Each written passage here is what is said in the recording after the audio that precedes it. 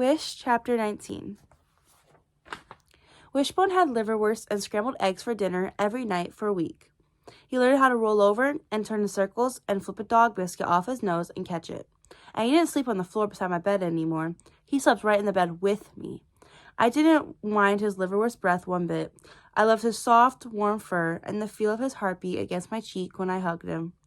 Every night after supper, when me and Gus and Bertha sat out on the porch, Wishbone snored contentedly while I rubbed my bare feet over his warm back.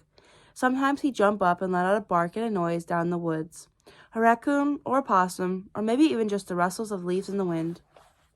"That is one happy dog, Butterbean," Gus would say. Then Bertha would urge Gus to tell us another story about his dog, Skeeter. "How about that time you fell in the river when y'all were fishing, and your brother jumped in after him and flipped the boat over?" she said. Gus chuckled, but before he could say a word, Bertha said, "Oh, I know. Tell Charlie how your sister used to dress Skeeter up in her Girl Scout uniform." I took Wishbone to the Odoms almost every day. I still hadn't told Howard how I was sorry for what I said about his up-down walk, so there was always a big old elephant in the room for me. But Howard, he never let on that anything had happened between us. Still, I felt mad at myself for not speaking up.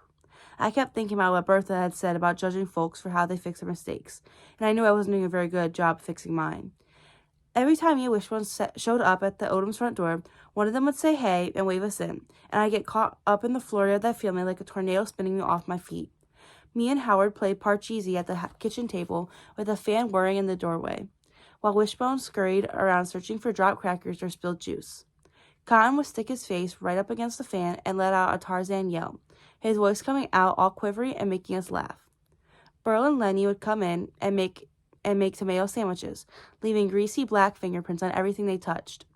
It seemed like they were always working on some kind of engine. Car, motorcycle, lawnmower. Every once in a while, a swear word would drift through the screen door from out in the yard, and Mrs. Odom would march out there and tell them to hush up talking like that. Dwight went to baseball camp at the YMCA and came home covered in red dirt and sweat. Most days, he and Cotton ended up in some kind of wrestling match, throwing sofa cushions at each other until Cotton ended up whining Mrs. Odom. Some days it was so hot. Me and Howard would lay on the porch with ice cubes on our foreheads and tell knock-knock jokes. One day, Mr. Odom put a tarp in the bed of his pickup truck and filled it with water. We sat in there with our shorts and t-shirts on and ate frozen Kool-Aid in paper cups. "I wish we could go into a real swimming pool," Howard said. "When I go back to Rayleigh," I said, "I'm going to take swimming lessons like I did last summer." "When are you going back to Rayleigh?" I shrugged. "I don't know for sure. I'm just saying, when I do." "Maybe if you stay in Colby, Daddy will drive us over to the lake one day," Howard said. "We could take Wishbone. I bet he'd like to swim." "Maybe." "Let's go down to the creek," Howard said. I sighed. He'd been trying to get me to go back down to the creek behind his house for days, but I was nervous. "What if Wishbone runs off again?" I said. "Hold on to the leash real good," Howard said. "But really, Charlie, he don't want to run off. He just made a mistake last time." He tossed a saltine cracker on the floor for Wishbone. "He came back, didn't he?"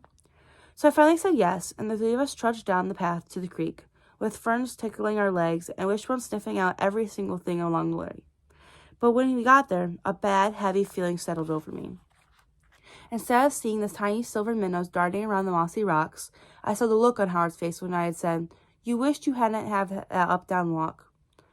And even though he acted like he didn't care anymore, for me, those words still hovered in the air between us like a storm cloud. I tossed a pebble into the creek and watched the water ripple and the minnows scattered.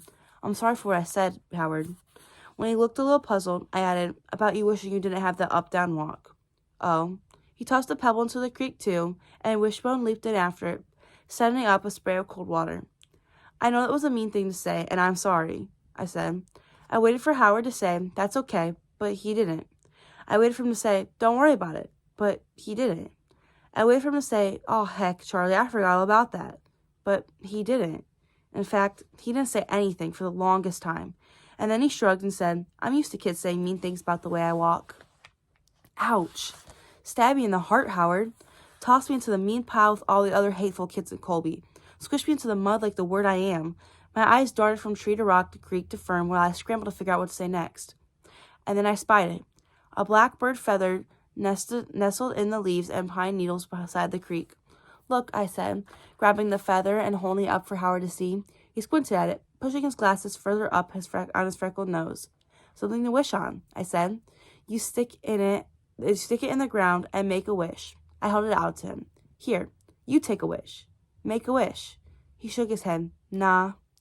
Why not? He took his glasses off and wiped drops of creek water off of them with the edge of his shirt. Then he put them back on and said, "'Cause I know my wish ain't never coming true." Well, now that surprised me, coming from Howard, who was always Mr. Positive. How do you know that? I asked. I just do. But look at me, I said. I've made the same wish every day since 4th grade, and it hasn't come true yet. I stroked the top of Wishbone's wet head. But if I make that wish enough times, I know it will someday. Then I hope it does, Howard said. I held the feather out to him again. You sure? He nodded. So I stuck the feather into the soft dirt beside the creek, closed my eyes, and made my wish. On the way home that day, the feeling that had been weighing me down so much since I had said that mean thing to Howard felt a little bit lighter. I wasn't sure if I had fixed my mistake, but at least I had tried.